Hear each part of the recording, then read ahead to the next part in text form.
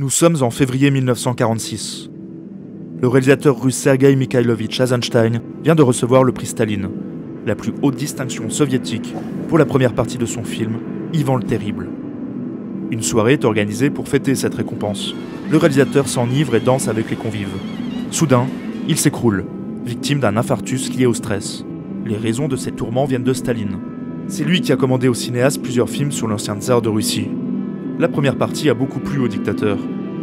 Mais la deuxième partie, qui vient d'être terminée, risque de fortement lui déplaire et pourrait mettre un terme à la carrière d'Eisenstein. Ivan n'apparaît pas tel que l'aurait voulu Staline, comme un homme fort et inflexible, dont la cruauté est un mal nécessaire au salut du pays. Le souverain est représenté sombrant dans une folie paranoïaque et entouré d'une police secrète dégénérée. Eisenstein établit un parallèle audacieux entre les deux hommes. Parallèle un peu trop visible d'ailleurs, le film sera censuré jusqu'en 1958.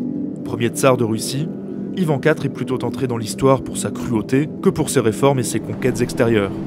Alors avant de s'intéresser aux actes qui lui ont valu ce sympathique surnom, penchons-nous dans une première vidéo sur les apports d'Ivan le Terrible à la constitution d'un État russe puissant et autocratique, dont l'héritage se fait encore ressentir aujourd'hui.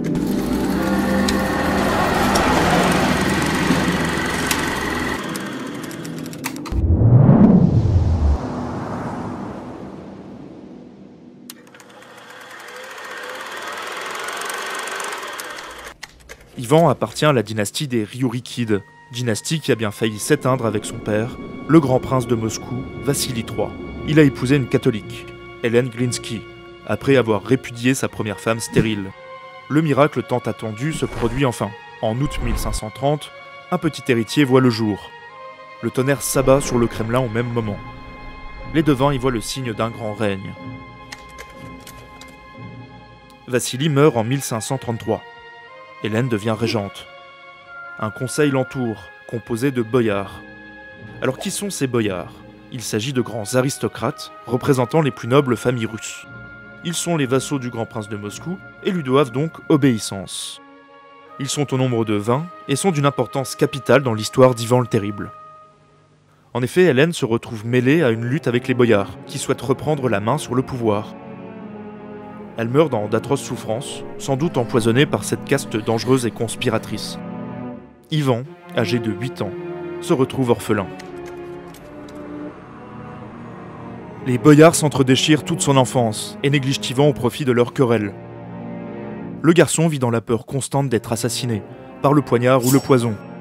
Il évolue dans un climat de violence, de ruse, de faux-semblants. Sa personnalité se construit dans cette atmosphère malsaine. Sa haine envers les boyards naît à cette période. Elle ne s'éteindra jamais. Il reproduit la violence dont il est spectateur sur des animaux. Il torture des oiseaux, leur crève les yeux et se délecte de leur agonie. Il jette des chiens des remparts et se plaît à écouter leur aboiement de douleur. C'est donc assez naturellement qu'il se passionne pour la chasse vers 14 ans. Cette activité lui offre l'occasion, lors de traques d'ours ou de loups, de s'arrêter dans les villages pour y détrousser des marchands ou violer des paysannes. Il parcourt le pays et reste insensible à la misère qui y règne. Mais le futur tsar est paradoxalement très pieux et assez porté sur les études. Il s'intéresse à tout et apprend dès qu'il en a l'occasion. Il aime prier, écrire et parler. Le savoir l'enivre, tout autant que l'étude des saintes écritures, et il n'oublie jamais l'aspect divin de sa condition d'héritier. C'est d'ailleurs sous son règne que la première imprimerie sera introduite en Russie.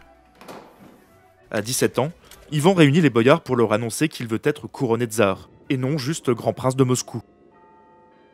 Les boyards n'y voient qu'une nuance terminologique, mais pour Ivan ce titre est bien supérieur. Le terme de tsar provenant du mot César, il marche ainsi dans les pas des empereurs romains et se porte en héritier de la Rome antique, mais aussi de la Rome byzantine. Moscou sera la troisième Rome, supplantant Constantinople. Le sacre se déroule le 16 janvier 1547 à Moscou. Ivan devient autocrate de toutes les Russies et défenseur de la foi orthodoxe, faisant de Moscou la capitale spirituelle de l'Église grecque.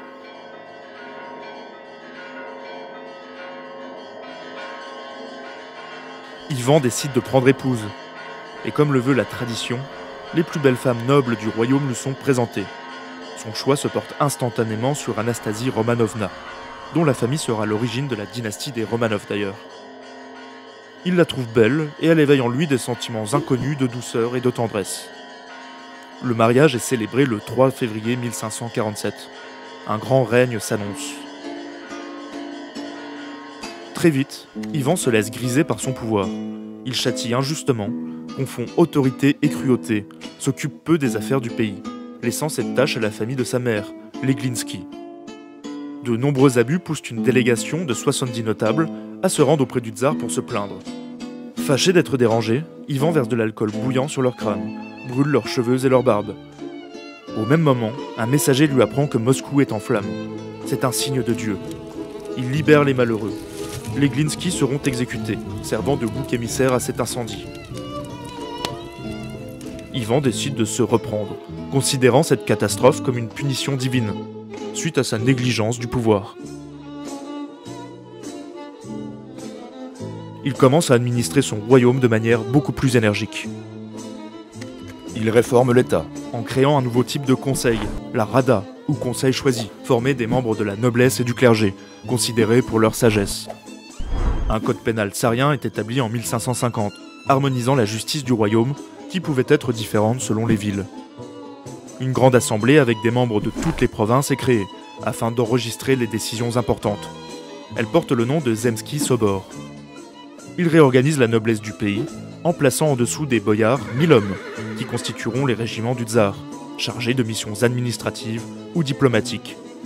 Il mate l'église et condamne les dérives religieuses à travers un document, le Stoglav ou recueil des 100 chapitres. Les mœurs ecclésiastiques seront contrôlées et les abus des prélats sévèrement punis. Enfin, il réforme l'armée. Création d'un corps de génie, incorporation des arquebusiers et intégration des célèbres cosaques à ses troupes. Mais pour devenir un grand souverain, il lui faut réaliser des conquêtes extérieures. L'ennemi est tout trouvé. Les Tatars l'insupportent par leur défiance et leurs nombreuses incursions sur le territoire russe. Ces anciens vassaux de la Horde d'or mongole sont particulièrement puissants dans les guerres mobiles, ravageant tout sur leur passage. Ivan décide de prendre les devants, en posant le siège devant la ville de Kazan, située à l'est. Son nouveau corps de génie militaire va pouvoir s'illustrer, en creusant des mines sous la ville, afin de détruire les fortifications. Une explosion retentit, une brèche est ouverte. Les troupes du tsar ravagent la cité. Kazan devient russe. C'est un fait militaire et politique important dans l'histoire de la Russie. Pour la première fois, des peuples non slaves et musulmans sont intégrés dans un empire centralisé. Ivan est couvert de gloire et ordonne la construction d'une cathédrale, qui prendra le nom de Basile le Bienheureux. La légende veut que les architectes aient eu les yeux crevés une fois la construction terminée, afin de ne pas pouvoir reproduire un tel édifice. Ivan va confirmer cet esprit de conquête par la prise d'Astrakhan en 1556. La prise de Kazan ouvre également les portes de la Sibérie. C'est vers la fin du règne d'Ivan que les Stroganov, de riches et puissants commerçants, vont explorer les terres à l'est et annexer cet immense territoire, profitant de la perte de puissance des Tatars. Ils cultivent les terres, commercent et ont pour mission d'y installer des colons. Ils disposent d'une armée et Ivan, qui au départ ne croyait pas vraiment à cette aventure, soutient des expéditions punitives en mettant à disposition des Cosaques. La Russie va devenir, par la conquête, l'un des plus grands pays du monde. Cette volonté de domination va également s'orienter vers l'ouest.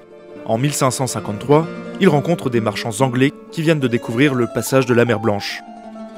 Ces explorateurs vont éveiller en lui une véritable passion pour l'Europe occidentale. Il les laisse fixer des comptoirs commerciaux. Toute sa vie, Ivan rêve de se hisser au rang des grandes monarchies et de discuter avec elles d'égal à égal. Pour cela, il souhaite établir une voie vers le golfe de Finlande. Une coalition composée de la Suède, du Danemark, de la Pologne et de la Lituanie va se dresser contre lui. Cette guerre coûteuse et épuisante, appelée guerre de Livonie, se terminera par un échec total en 1583 et la perte de la façade avec la Baltique. Le mirage de l'Occident, qui passait également par l'idée folle de se marier avec la reine d'Angleterre, s'évanouira avec le temps, laissant le tsar amer et triste.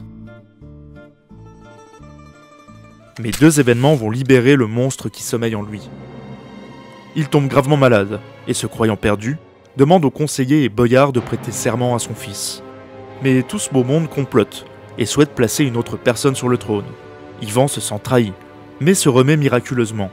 Les comploteurs ne sont pas immédiatement exécutés. Sa vengeance est bien plus fine. Elle s'étalera sur des années, mais tous périront. La véritable tragédie qui va révéler son vrai caractère est la mort de sa femme Anastasie. Cette femme pieuse et douce réussissait à le calmer et à le garder relativement sage. Mais sa mort, qu'il considère comme injuste, va transformer ses rapports avec Dieu, puisque Dieu peut frapper injustement les hommes. Le tsar, qui est son égal, peut également agir de manière injuste. Il est fou de rage et son courroux va s'abattre sans distinction sur toute la Russie. Sa cruauté refoulée va enfin pouvoir s'exprimer. Le début du règne d'Ivan n'est finalement pas plus violent qu'un autre pour l'époque. Il est certes redoutable et autoritaire, mais son ambition est celle de nombreux souverains, le développement et le rayonnement de son pays. Les nouvelles mesures intérieures vont jeter les bases du développement de l'État russe, tandis que ses conquêtes militaires vont élargir le territoire. Les apports d'Ivan le Terrible sont donc essentiels à la Russie, mais la postérité va s'avérer aussi cruelle que les supplices qu'il faisait subir. Des événements tragiques vont faire basculer cet homme cultivé dans une folie meurtrière et destructrice pour lui et son peuple. Voilà, j'espère que cette vidéo vous a plu. La deuxième partie qui portera plus sur l'image et la postérité d'Ivan le Terrible devrait arriver bientôt. N'hésitez pas à partager, à aimer et à commenter, c'est pour la bonne cause. Si vous voulez me soutenir sur Tipeee par un petit don, le lien est juste là. J'en profite pour dire un gros merci aux tipeurs d'ailleurs. Encore merci d'avoir visionné et je vous dis à bientôt pour un nouvel épisode.